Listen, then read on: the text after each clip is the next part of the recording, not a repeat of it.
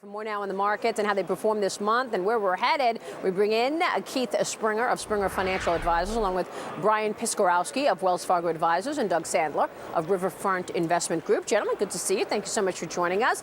Keith, how did the markets handle the first day back after that two-day shutdown from your standpoint?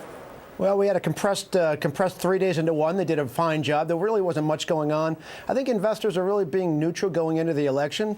We had a little bit of a pullback, I feel, because it was factoring in a Romney victory, which is, he said he would get rid of the stimulus, which would not be all the best news for this market, which I think is stimulus addicted.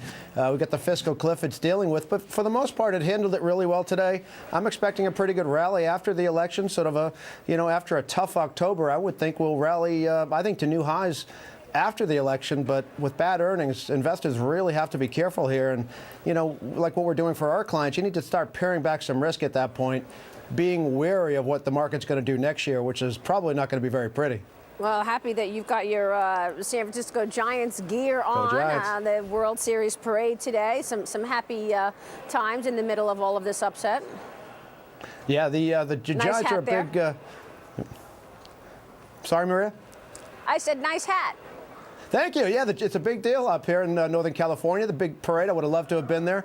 The Giants were, a bit of a surprise to win the World Series, but they always surprise us on the upside. And we're all thrilled, and hopefully the 49ers can do it too. Brian, any surprises for you? October, historically a bad month for the market, but this year especially tough. How come? Well, I think, Maria, remember, we're also playing a little bit of a pareback. You had a 14% run off of the June low. So to see some consolidation in the wake of what we were talking about vis-a-vis fiscal cliff in the election shouldn't come as too much of a surprise. I think what you're seeing is some normal backing and filling. From our perspective here at Wells Fargo, what we're looking to do is look to add to risk assets, specifically in the equity markets, on pullbacks in more cyclical side. So we're looking consumer discretionary. We like tech with this pullback. You have the Apple effect on the market this month.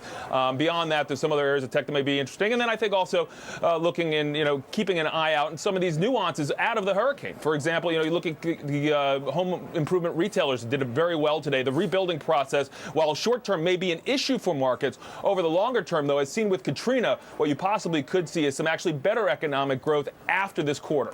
Well, we'll see about that. That's a really important point. Doug, only about 1/3 of the earnings have beaten expectations. We've got much lower than average of the past 4 quarters.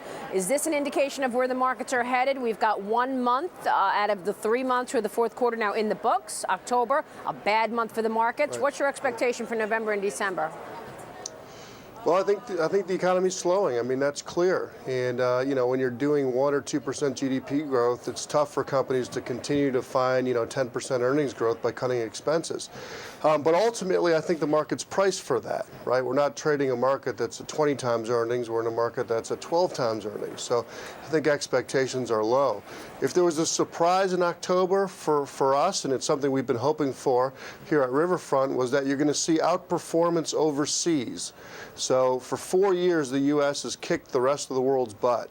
In other words, the best place to be to put your money has been the S&P 500.